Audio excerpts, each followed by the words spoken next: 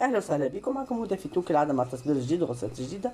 التصوير نتاعنا اليوم القناريه وحطيت عليه برشا في هدى في تو مي ريكابيتولون معناتها قداش من نوع نتاع تصوير. علاش؟ على خاطر المره اللي فاتت ما عملت لكمش في الفريغو.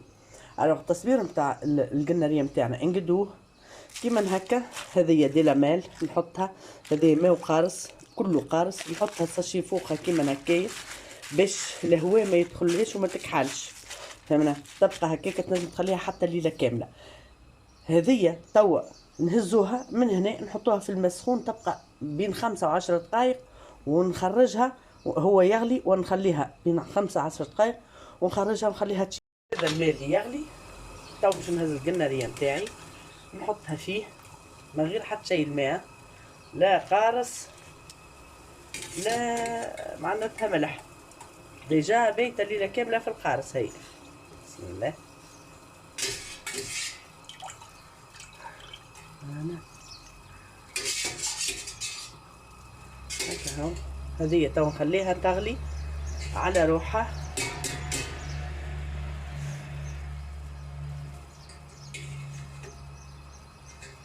نحط لها النجم، نحط لها هذه باش تغطس كل تغلي. العملية هذه ضرورية على الاخر، تعرفوا عليه؟ على خاطر تقتل البكتيري.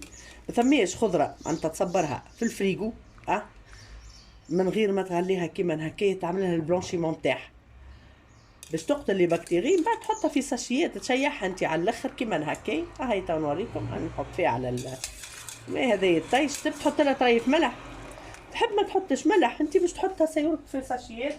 بعد بسم الله بعد تاكلها. هذه تو ما نجمش نمسها بيدي، نمسها بفرقيتها كيما هكا، نحطها كيما هكايا هاك.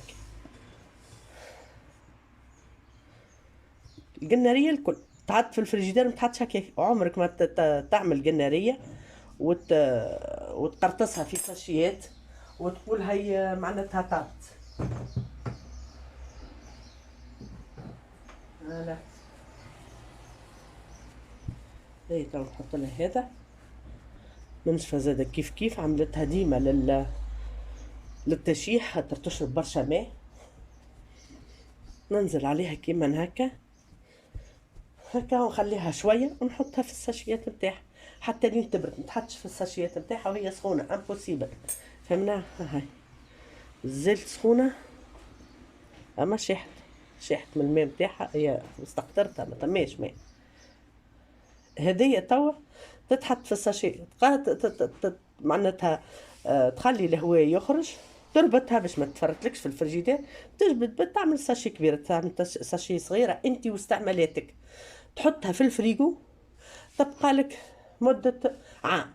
كيما هذه تبقى لك مدة عام، كيما هذه تبقى لك مدة عام. كلهم معناتها التصبير لهنا نتاع وقيت. وما تنساوش هدى فيتو في الابوني باش يوصلكم كل شيء جديد وباش تستمتعوا بانواع التصبير.